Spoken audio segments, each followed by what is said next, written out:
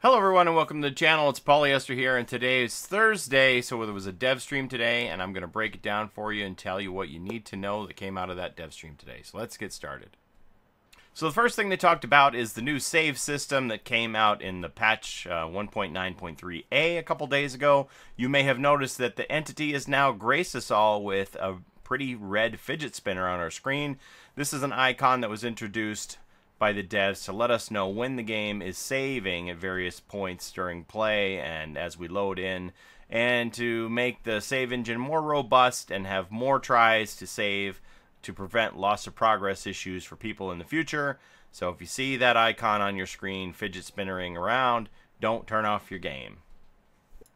And Not Queen was not on the stream today. She was busy putting the finishing touches on the Howling Grounds lunar event survey for the community, and as you could see here, it's fairly short, so I would definitely ask you all to participate in it. It's easy enough to do. It's only I believe 5 questions. Here, let's look through this.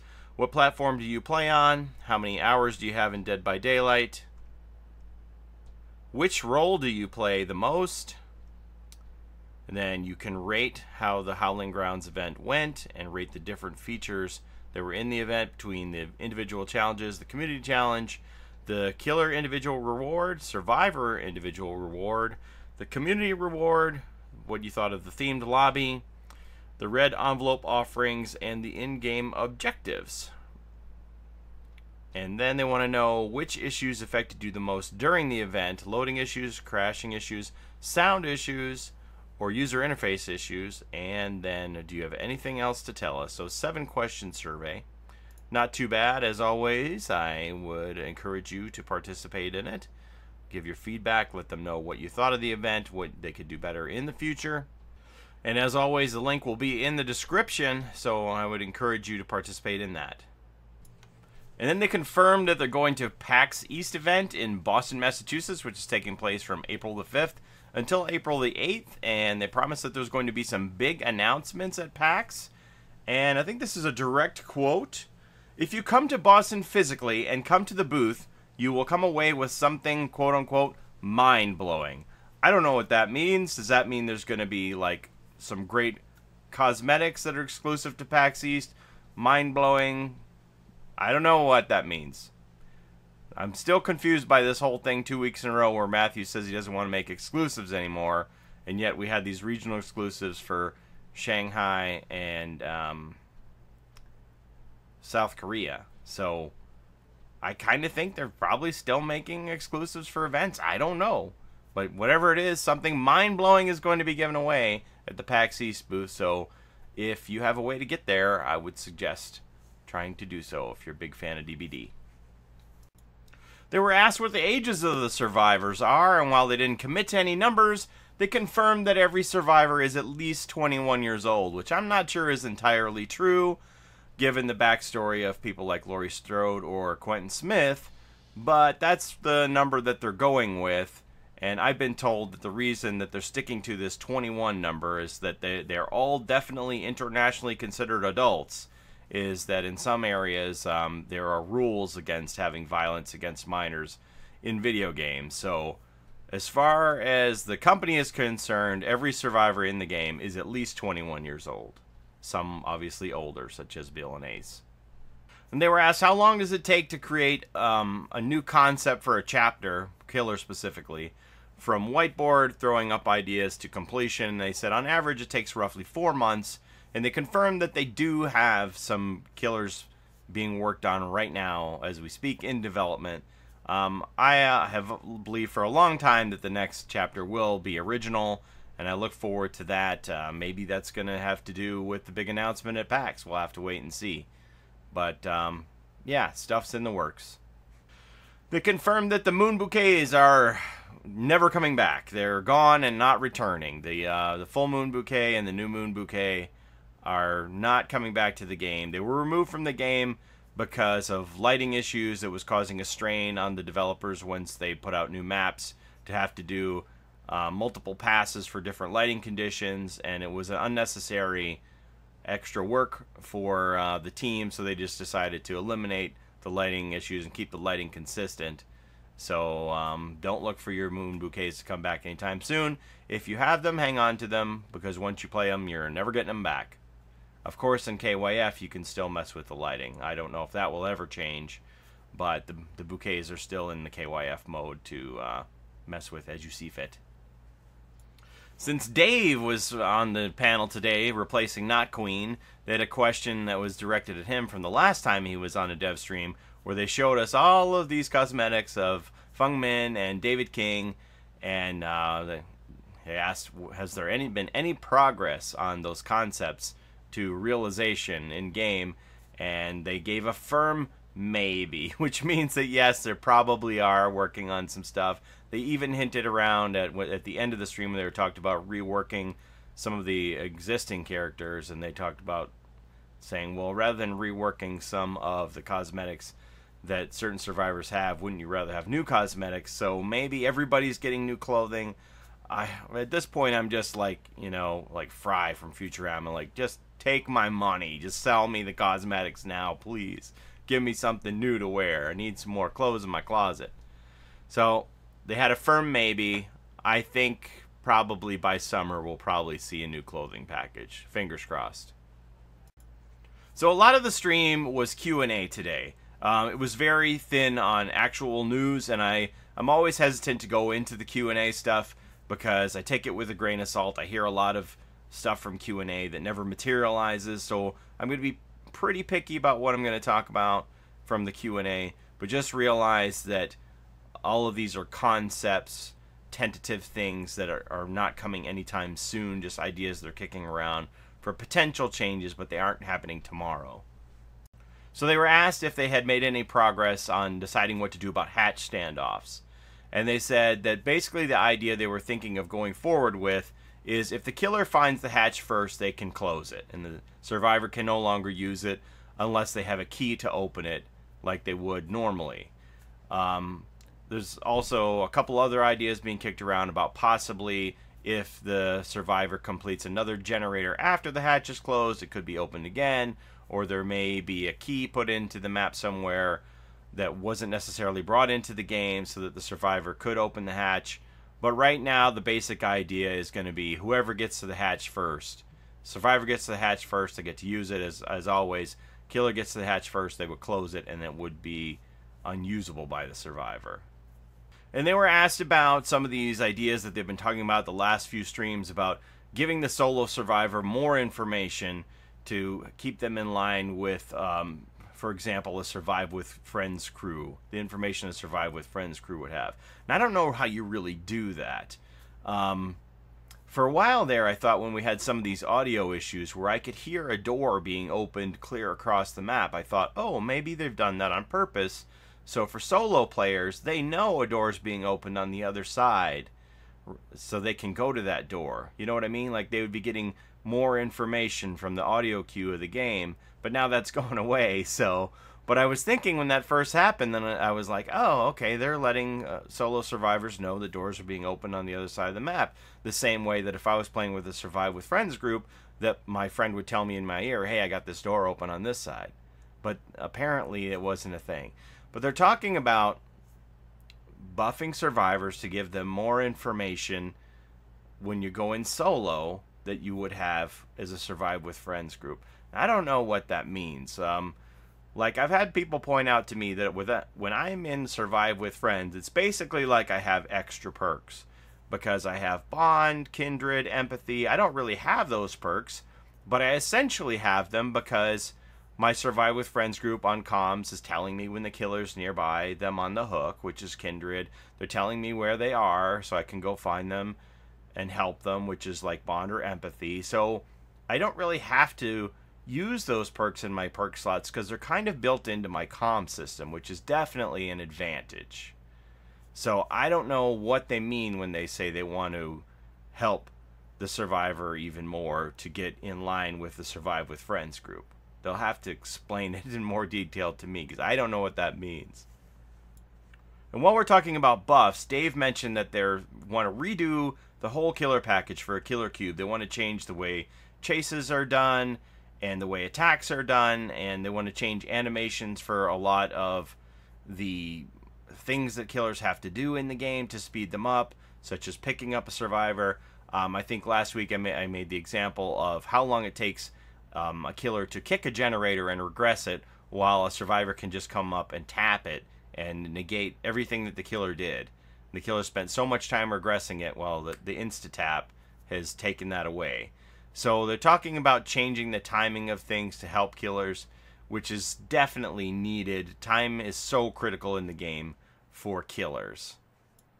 And while we're on the subject of this buffing survivor, survive with friends group, buffing killers, you know 2 weeks ago we had this question in the Q&A on Matthew Cote's prepared sheet about, do you have any ideas to improve the killer experience in the game? And it was kind of a dismissive comment made by Matthew, which riled up some people, some prominent people in the Twitch and YouTube worlds, let's say notably Marth88 and TydeTime, among others, who felt like that their concerns for the game from the killer perspective have fallen on deaf ears. And Marth88 took it a step further. This was an underlying theme in the chat while the dev stream went on, which is why I'm bringing it up. And I want to tell you, people who were maybe in the dev stream but didn't know what they were talking about, there were a lot of questions saying, do you have any comment about Marth88's experiment? Do you have any comment about Marth88's experiment? And Matthew Cote said, I don't know what that is, so they didn't have a comment about it. So I'm going to tell you what Marth88's experiment is. So on the heels of Matthew Cote's comment said maybe go play Survivor or go play something else, Marth88 took up the challenge, and he wanted to just show how imbalanced Survive with Friends on comms could be compared to playing killer against them. And what he did was he organized groups of 4 rank 1 survivors to go up against rank 1 killers, and they went in perkless and itemless into the game, and they were able to win over and over and over again. And what I mean by win is that they made the killer depip. The killer did not win. The killer depipped, sometimes safety pipped, very rarely won. But the majority of the time, 88% of the time, the killer lost the game, lost pips. It was called the depip squad, and they did this with perkless and itemless survivors, going into the game bare bones. And what they did was they just, well, how do you do that? How do you make the killer depip, right? So what they did was they just put their heads down, concentrated on generators, and as I mentioned before, when you're on Survive with Friends with comms, you basically have built-in kindred, empathy, bond, and you're sharing all of this communication, premonition. You're saying where the killer is, who the killer is, you're identifying them, and they work together, put their heads down, shared communication, the likes of which I haven't seen anybody do. I'm very envious, if I'm being honest, because I play Survive with Friends with comms, and I'm like, wow, they're like on it. It was like a well-oiled machine to just get generators done. Sometimes there had to be a sacrificial lamb, and probably they didn't go save them most of the time if they were hooked. Somebody got hooked, they were most likely left to die, depending situationally, but they weren't altruistic. It was all about objective. Get the generators done, get out the door. Now, you can argue that the sample size is small. The data that I'm going to tell you about is 80 games, and compared to the data that Behavior has, I'm sure they have data knowing success rates of Survive with Friends 4-man teams. And I may have even shown you that historically in the past. So this is a small sample size of 80 games. Survive with Friends on comms, all rank 1, so these people know what they're doing. And so the data here is, out of 80 games, the killer depipped 70 times, safety pipped twice, and got pipped 8 times out of 80 games. So that's almost 88% of the time the killers depipped from the depip squad of perkless survivors. So imagine what would it be like if they had perks and items. 100%? Almost? I don't know, 88% without anything? It boggles the mind. So of the 70 escapes, 28 escapes of the 70 were 4-man escapes. 42 of the escapes were 3-man escapes.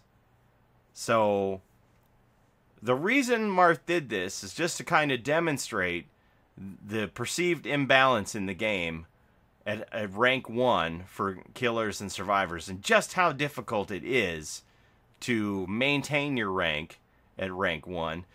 Admittedly, people don't normally play like this. They did this in such a way with no regard for points, no regard for altruism. It was simply to get the generators done and leave, which ultimately is the objective of the game, if you're being honest. When you enter the game, your mission critical is get the 5 gens done and escape. And that's what they concentrated on and did. So that's the Marth 88 experiment that you're talking about, that was being talked about on the dev stream today. I'm going to link Marth's channel here because he's put up a series. I think he has about 40 of the games on his channel if you want to watch them. And there's a link to TydeTime's channel here as well with his video where he participated in a couple of those games just to show you how they went. So what do you think about this whole depip squad experiment? Does it really put a magnifying glass on this whole imbalance issue and show how helpless the killers can be at the mercy of a skilled squad of Survive with Friends survivors on comms? What do you think about it? And I hope this doesn't devolve into killers are crybabies, survivors are crybabies issue, because we all need one another in the end, and we need both sides to be, well, not necessarily happy, because they say a good negotiation is where neither side is happy, right? So I do believe there needs to be some balance. If I'm being honest, like what this experiment demonstrates is that I'm part of the problem. I'm not part of the solution. I'm a survivor main on comms.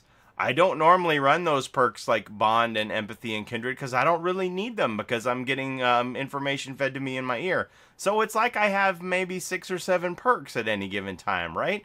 So I have a definite advantage in the game compared to a solo queuing survivor.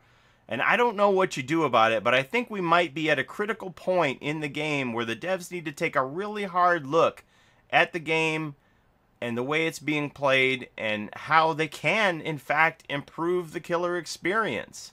I know there's a lot of people who are like, killers are crybabies. And, you get this where between rank 20 and 18, people think that survivors or that killers are too strong. And then when you get under rank 10, then it seems to shift and survivors are too strong.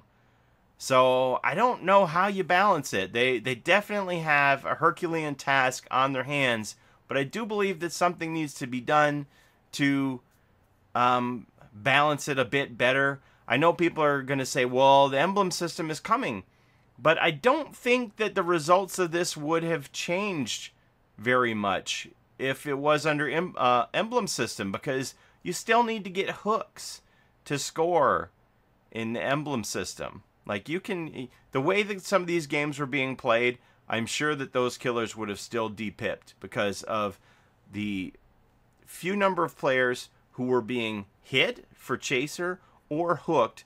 I think they probably still would not have pipped under the Emblem system. I could be wrong, but looking at the way the Emblem system was scored and the way some of these games were played, I don't think they would have pipped still. So I don't think the Emblem system is necessarily the answer. But I really feel for these players who are killer main, like Marth 88. I've only personally had the pleasure of being killed by Marth 88 one time. But I do believe they have legitimate grievances. And that's coming from me as a survivor main. There are times where I feel like we're walking over killers as Survive with Friends survivors. And I don't know what you do about it, but I think they got to do something.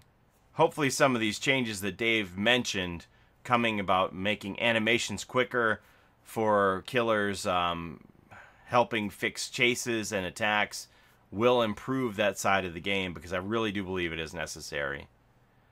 Hang in there, killers. I think it's coming. I hope. Hang in there with us, please. And they were asked about how come sometimes there's such a disparity in ranks between killer and survivor when you get into matchmaking.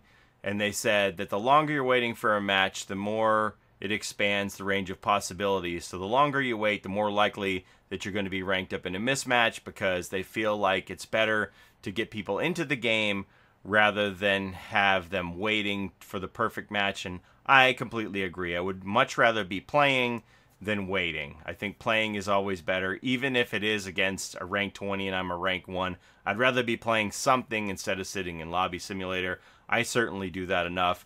Matthew said, let's take it to the extreme and say if you're waiting 5 minutes. And I was like, 5 minutes? Oh my goodness. But please let me only wait 5 minutes sometimes. But yeah, that's why you see the wide range of ranks sometimes in games. The longer you wait, the more likely you're going to be involved in a mismatch. And then at the very end of the stream, they mentioned that they want to do a PTB2, and I was like, what? Why didn't you lead with that? Like, what's happening? So they mentioned that they do want to have another public test build for PC to try out the tweaks to the Emblem system. They have changed the values and made it quote-unquote more fair to score on both sides of the game, because I think a lot of people felt like it was easier to pip as killer than it was to a survivor. And they said they have changed some things to reward different play styles. So we'll see what that means. But one of my criticisms was like, well, if I'm taking one for the team and making sure that I get this ruin totem done, and I'm getting some bold points here for sure, but then I'm going to take the hit because I can see the killer bearing down on me, but I want to get rid of the ruin because it's going to be for the best of the team, and I'm going to take the hit, maybe even go down and get hooked, but it's going to help the team. I don't get anything for that other than the blood points for cleansing the totem. I don't get any like team value, boldness, scoring. It's actually going to hurt my score to do that. So I don't know. We'll see what they have in mind for these quote-unquote other play styles. But there's going to be another trial. No date announced for when PTB Part 2 will come out. But I look forward to trying it, certainly. I want to see the new scoring system. Looks like that's all I have for you today. It was pretty light on content. It was a lot of what-if Q&A stuff. So thanks for watching as always. Have a great day, and we'll see you next time. Bye-bye.